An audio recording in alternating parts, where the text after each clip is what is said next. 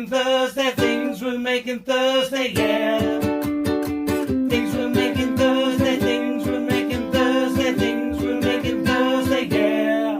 Hi, it's Heather from Strings and Threads. Welcome, and thank you so much for being here. As you could hear from the jingle today is Things We're Making Thursday. Jess from J Hook Magic and her husband created that jingle. So thank you, Jess, for that. And then we also have a Facebook page that Jenna from Jenna Stitches made for us. It's called Things We're Making Thursday. I'll have it listed in my description below. So the Facebook page is a great way for, if you don't have content on your channel, if you don't post content, it's a great way for you to go and share and be a part of Things We're Making Thursday without needing to post videos for it. I will take all the pictures that people post on the Facebook group throughout the month and put them into a slideshow at the end of the month, and I show that on YouTube and on the Facebook page so that we can enjoy everybody's projects. This month we are doing a Raffia crochet bucket hat. I just took a picture of what the pattern looks like. The pattern is listed down below. We always do a free pattern, so this is a pattern that you can easily access. And there are a lot of people who join us in this collaboration. I forgot to say that earlier. I will put the link to everybody who is either joining us currently or has joined us. People pop in and out depending on their time and on their interest in the project. And we designed it like that when we started this collaboration. It's just, you know, everything we're doing here on YouTube, it's just meant for fun, to make new friendships, to expand yourself as a crocheter. And I'll tell you what, since starting, I've done projects that I didn't know how to do. I had never done a corner-to-corner blanket before, and our very first project was a corner-to-corner graphghan. So we jumped right in with that one. But I had never done that before, so that was a new technique to me. And some of the projects I just never would have thought to make on my own. But through making them, I've made friends, and I have also, like I said, learned new things. And it's just been a really, really wonderful experience. But it is casual. It's just meant to do what you can. People have tried a project and weren't able to finish it, and that's okay. You tried it. You put yourself out there, and you tried something new, and that's really exciting, to just keep ourselves fresh and keep ourselves learning in life. So back to the Raffia blanket, bucket hat. By the way, I have a link to all of the patterns that we've done so far this year too. And other stations have, when they've come across a pattern that we've done and they're like, I'm kind of iffy about that one, they've gone back and done a project that we had done previously that they didn't do.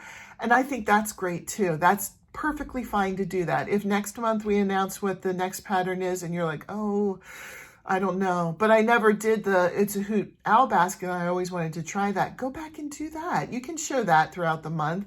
It is perfectly fine. This is for fun. This is for learning. This is for friendship. So that's what this group is all about. If you're a content creator and you're not sure, come and join us. Just give it a try. Put yourself out there, learn new things, make new friends. Now I really will go back to the bucket hat. I'm sorry. It's made with the Raffia yarn, which is kind of like a papery, wicker-like yarn. And it is a little bit more difficult to work with. Last week, I made it with this Raffia yarn at 1-ply. So, or the first week. And so I will insert a picture of that here.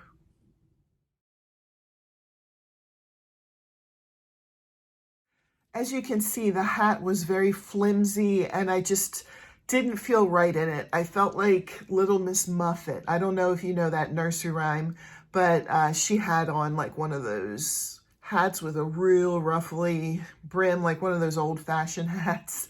And I felt like that. I wore it out once, but I didn't feel comfortable with it. So I decided, since I had 2 skeins of the Raffia yarn, to do it double-stranded, and that's what this one is. I'm very happy with the way this one turned out. I did modify the pattern a little bit. The pattern for me, I don't know if it's my stitches, because I've seen other channels doing it and they followed it to the pattern and it fits them perfectly.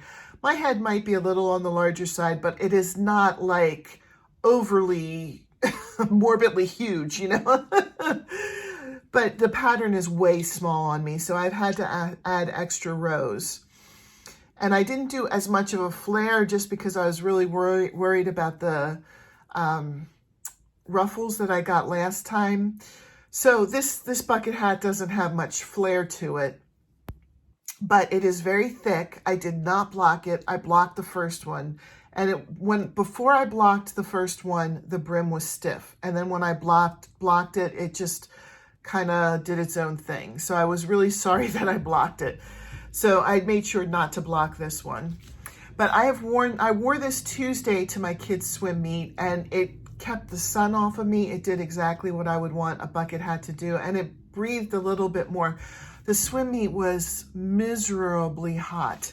It was like 94 and humid and sticky, and I was sweating to death. And this was the first pool that we had been to that didn't have any shaded area. Most of the pools have lots of big trees and we can sit under a tree and you feel a lot more comfortable.